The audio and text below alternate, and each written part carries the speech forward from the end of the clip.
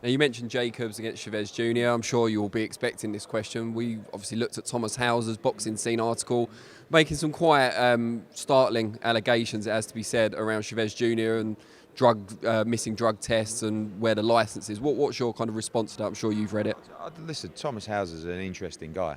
I don't know where he gets... I mean, that's another story. But anyway, boxing scene. Don't believe everything they say. But it's pretty straightforward.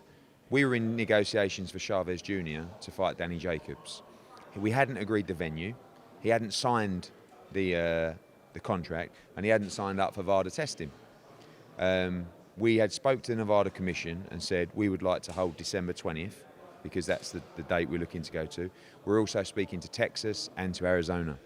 All of a sudden, VADA and Nevada turned up to test Chavez Jr. And he says, well, I haven't signed anything yet. And they said, well, we're here to test you with VADA, blah, blah, blah. He said, I haven't signed with VADA yet. I've got the contract yet. I've not filled out the paperwork. So he refused to be tested. Shouldn't have done it. Probably should have just... But again, he's a paranoid geezer. He's had his problems.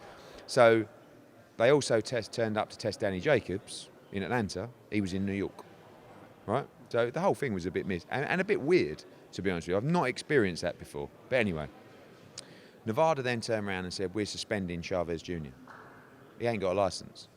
He's not American. I mean, I don't know how you can suspend a guy without a licence, but whatever. Bob Bennett did that. So obviously now he can't box in Nevada. So I spoke to the ABC. I said, does this stop him from fighting anywhere else? They said, no, you can speak to individual commissions.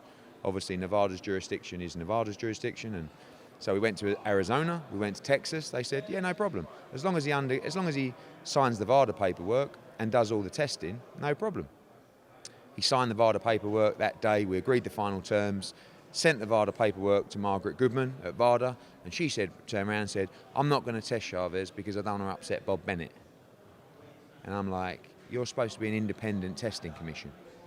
Are you just testing people that you like now or you won't upset? Are you going to test Jarrell Miller, who failed 3 tests? Yes, we are. Okay. Anyway, so then we spoke to the Arizona Commission. They said, look, if VADA won't do it, we use...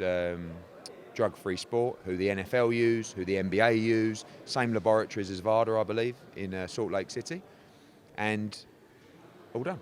So Arizona say, that's fine, we license him, fight goes ahead December 20th.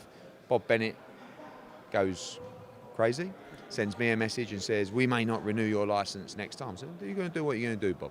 If you don't want me to put on shows in Las Vegas, so be it. And then yesterday they had a sort of mini hearing where they just delayed the suspension until December the 18th. We spoke again to the Arizona Commission, no problem. His licence, fight goes ahead.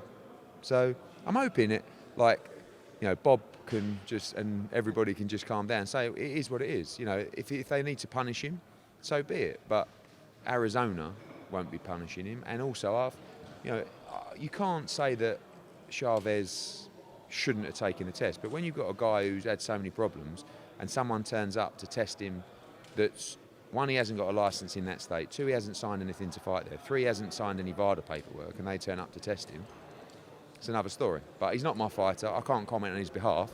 What I can tell you is the fight's going ahead December 20th in Arizona. Is there any chance of Kell Brook being on that show? No, unlikely. He's likely to come back in the new year now? Yeah, we're looking at December. I mean, we've got some dates early January as well, and it's Kell's very stop-start, and then all of a sudden you get a message to say, can I get on in December?